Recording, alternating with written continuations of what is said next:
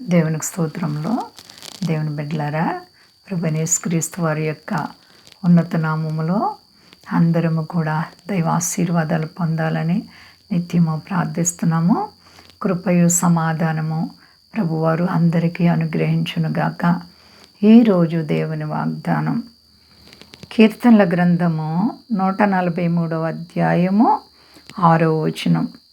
నీ తట్టు నా చేతులు చాపుచున్నాను, ఎండిపోయిన భూమి వలె నా ప్రాణము నీ కొరకు ఆశపడుచున్నది. దేవునికి స్తోత్రం. హల్లెలూయా. ఎంత గొప్ప వాగ్దానమో చూడండి. దేవుని తట్టు మన చేతులు ఎత్తాలంట. చేతులు, మనస్సు, హృదయం దేవుని వైపు ఎత్తాలండి.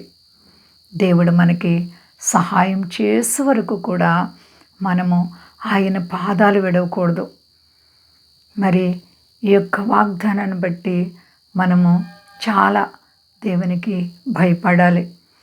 మన చేతులు ఆయన వైపు చాపాలంటండి.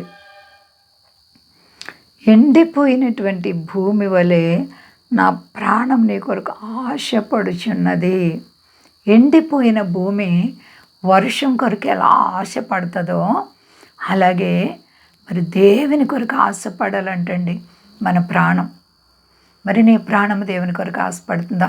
ఏ కష్టము చేత నీవు నలిగిపోయి మనశ్శాంతి లేక కృంగి ఉన్నావో ఆ విషయమును గూర్చి నువ్వు దేవుని వైపు నీ మనసు ఎత్తుకొని ఆశపడుతున్నావా?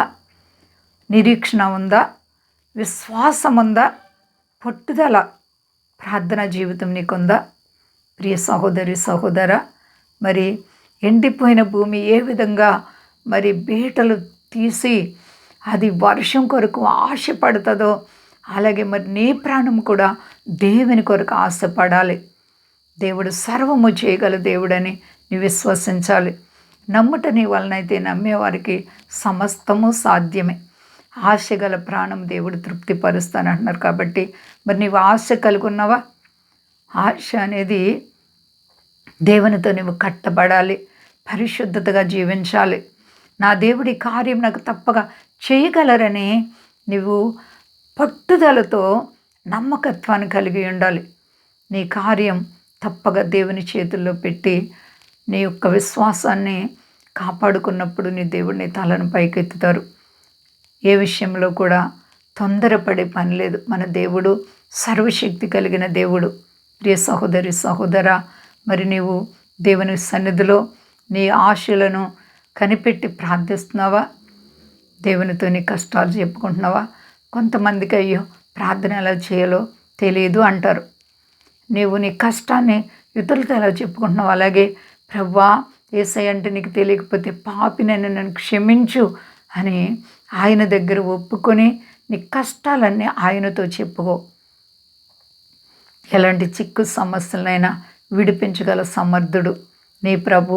వ్యాధి బాధలనైనా సరే ఎట్టి పరిస్థితులనైనా విమోచించగల దేవుడు. కాబట్టి ప్రియమైన సహోదరి, సహోదర, దేవాతి దేవునికి భయపడు. నీ ప్రభు ప్రేమగల దేవుడు. అన్ని విషయాల్లో కూడా నిన్ను పైకెత్తే దేవుడు. పెంట కుప్పల్లో నుంచి పైకెత్తే దేవుడు. అంచులంచులుగా నిన్ను హెచ్చించే దేవుడు. కాబట్టి నీవు నమ్ముచున్నావా? నమ్మితే నీ ప్రభు యొక్క మహిమను నీవు చూస్తావు. అనేకులకు నీ ప్రభు శక్తిని నీవు కూడా ఇతరులకు చాటింపగలుగుతావు నీవు నమ్మిన ఎడల. కాబట్టి ఆ విధంగా అందరూ కూడా ధైర్యాన్ని కలిగి ఉండండి. శోధనలు వచ్చినంత మాత్రాన దేవుడు విడిచిపెట్టారని ఎవరో తలంచకండి. అంతా క్షేమంగా ఉన్నారండి. ప్రార్థించుకుందాం. ప్రేమ నమ్మకమైన మా తండ్రి, ఎంత గొప్ప దేవుడు తండ్రి. అవును ప్రభువా, ఎండిపోయిన భూమి ఏ విధంగా ఉంటుందో అలాగే ప్రభువా, వర్షం కొరకు అది ఎదురు చూసినట్లు ప్రభువా, మా ప్రాణాలు కూడా నీ కొరకు ఆశపడాలి దేవా. ఆశపడితే నీవే కార్యమైనా చేస్తావు. నమ్మాలి, విశ్వసించాలి. పరిశుద్ధాత్ముడా, మా దేశాన్ని, దేశ నాయకులను కాపాడండి. మా దేశ ప్రజలందరినీ రక్షించండి. మీ దాసులను కాపాడండి. విదేశాల బిడ్డలను కాపాడండి. సర్వప్రపంచాన్ని చల్లగా కాపాడండి.